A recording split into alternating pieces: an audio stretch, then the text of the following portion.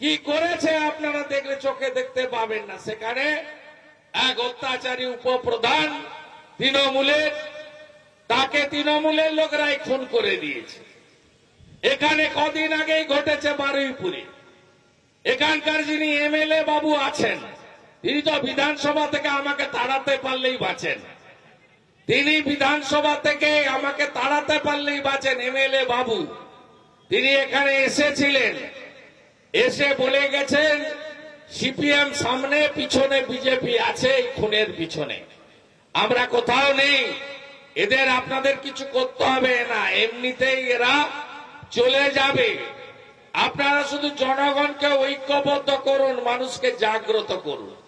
আমি 34 বছরে আমাদের শিক্ষা, আমাদের কর্মসংস্থান, শিল্পকে ধ্বংস করা সিপিএম এর বিরুদ্ধে বলে আমি আপনাদের বেকার যুবক যুবতী এবং যুব সমাজকে কিভাবে ধ্বংসের কিনারা এই মমতা ব্যানার্জি আর তার কোম্পানি নিয়ে যাচ্ছে সে কথা দু চার কথায় বলে আমি প্রস্থান করব।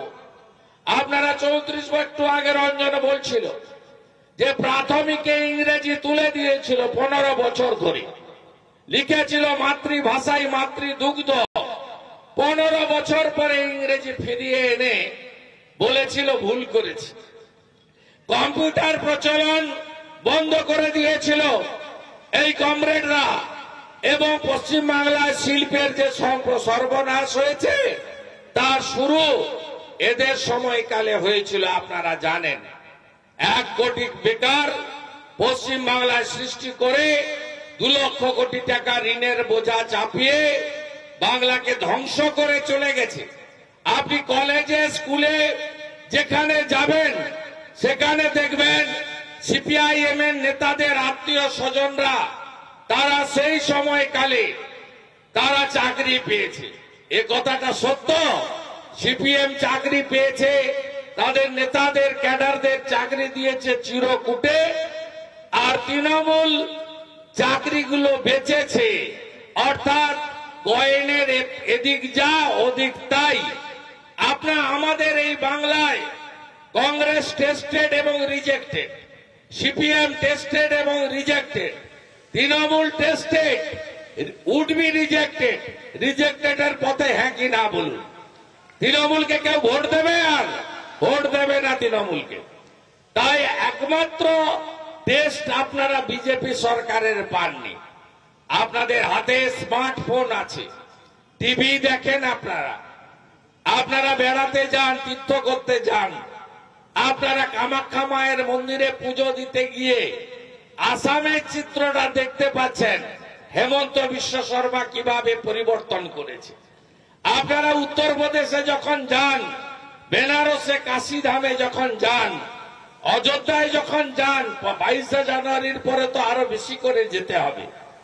আপনারা উত্তরপ্রদেশের পরিবর্তন আপনারা দেখতে পেয়েছেন।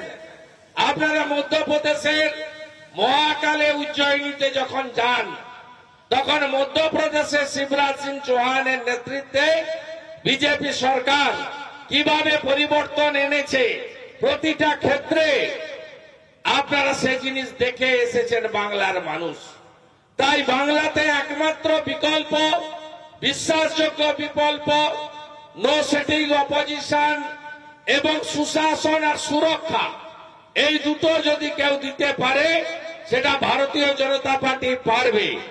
আমাদের দুটো লক্ষ্য, বাংলার মানুষকে সুশাসন দেওয়া আর বাংলার মানুষকে বিশেষ করে মা বোনেদের, সংখ্যালঘুদের, দলিতদের, জনজাতিদের, প্রান্তিক মানুষদেরকে, সুন্দরবনে থাকা মানুষদেরকে সুরক্ষা প্রদান করা। এই দুটো কাজ যদি কেউ করতে পারে ডবল ইঞ্জিন সরকার পারবে, নরেন্দ্র মোদীর আশীর্বাদ ধন্য সরকার পারবে, রাষ্ট্রবাদী সরকার পারবে, বিজেপি পারবে, অন্য কেউ পারবে না। তাই আপনাদের কাছে আমি বলবো যে পশ্চিমবঙ্গে বেকার যুবক যুবতীদের অবস্থা কি? অবস্থা ভয়ঙ্কর। পশ্চিম বাংলার এই বর্তমান মুখ্যমন্ত্রী যিনি আমার কাছে নন্দীগ্রামে 1956 ভোটে হেরেছেন, মানে কম্পার্টমেন্টাল মুখ্যমন্ত্রী, সেই মুখ্যমন্ত্রী ভোটের আগে বলেছিলেন যে আমি ডবল ডবল চাকরি দেব। আপনি বলুন তো, বিগত দিনে আজ থেকে 50-100 বছর আগে বাড়ির ছেলেকে মেয়েকে শিক্ষাদান করা হতো কেন? তার জ্ঞানার্জনের জন্য। এখন শিক্ষাদান করা হয় কেন? যাতে সে একটি উপযুক্ত কর্মসংস্থান পায়, তার পরিবারের এবং সমাজের অর্থনৈতিক দায়িত্ব নিতে পারে। আপনি পশ্চিমবঙ্গে বলুন, গত 12.5 বছরে চাকরি কোথায়? কে চাকরি পেয়েছে? কেউ চাকরি পায়নি। আমি মমতা ব্যানার্জির মন্ত্রিসভার অত্যন্ত গুরুত্বপূর্ণ 3-4টি দপ্তরের মন্ত্রী ছিলাম। 4 বছরেরও বেশি সময় আমি মন্ত্রী ছিলাম। এর অর্থমন্ত্রী যিনি ছিলেন, এখন মুখ্যমন্ত্রীর অ্যাডভাইসার, মন্ত্রীর সমান মর্যাদা পান ডক্টর অমিত মিত্র। তিনি প্রত্যেকটা ক্যাবিনেটে তিনি যত পদ আছে সবগুলো অবলুপ্তি ঘটিয়েছেন। পশ্চিমবঙ্গে এই মুহূর্তে ভ্যাকেন্সি কত? 30 লক্ষ ভ্যাকেন্সি। সরকারি কর্মচারী, পুলিশ, শিক্ষক, শিক্ষাকর্মী, অধ্যাপক সব মিলিয়ে 30 লক্ষের বেশি কর্মসংস্থান আজকে পশ্চিমবাংলায় রাজ্য সরকার করতে পারেনি। এর মধ্যে 6 লক্ষ পোস্ট অবলুপ্ত করা হয়েছে ক্যাবিনেটের সিদ্ধান্ত দিয়ে। সেই 6 লক্ষ পোস্ট অবলুপ্ত করে কাদের চাকরি দেওয়া হয়েছে? চাকরি দেওয়া হয়েছে কন্ট্রাকচুয়াল, সর্বোচ্চ 12,000 টাকার বেতনের কন্ট্রাকচুয়াল, যাদের প্রতি বছর রিনিউয়াল হয়, পেনশন, পিএফ, গ্র্যাচুইটির কোনো ভবিষ্যৎ নেই। 12,000 টাকার অ্যাপয়েন্টমেন্ট হয়েছে 30,000। এই 30,000 কারা? 30,000 হলেন তারা যারা টাকা দিতে পেরেছেন ন্যূনতম 5 লক্ষ টাকা। আর কারা? যারা বিজেপির পতাকা ছিঁড়ে, বিজেপির মিছিল আটকায়, পঞ্চায়েতে পুলিশকে সাথে নিয়ে ভোট লুট করে, পৌরসভা ভোটে ইভিএম বদলায়।